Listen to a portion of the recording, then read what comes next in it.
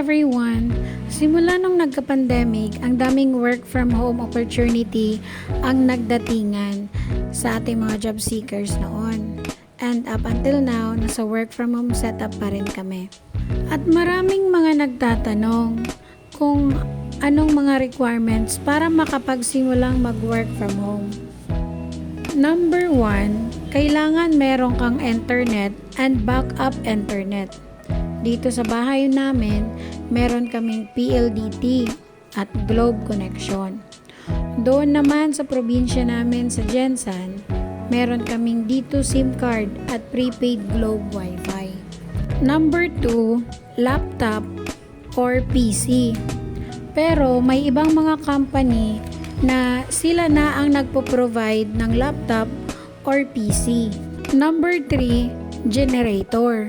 Lalo na kapag nasa probinsya ka na palaging nagba-brown out, dapat meron kang backup generator. Lahat ng ito ay kakailanganin mo at oo, sabi pa nga nila, you need to invest. Pero pag kumikita ka na. For now, ang kailangan mong gawin, magpursige kung interesado ka. Backstory muna tayo. During the pandemic, ang daming hiring na work from home setup. During that time, wala naman akong laptop, wala rin kaming internet.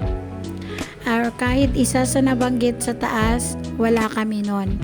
Pero malakas ang loob ko at alam ko sa sarili ko na kaya ko.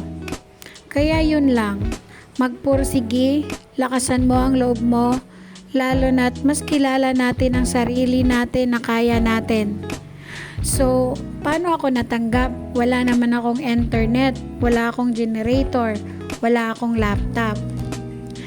During phone interview, sabi ko sa lahat ng questions nila, meron ako noon. Pero yung totoo, wala pa naman. Pero madali na lang i-provide lahat ng yan kapag na-hire ka na.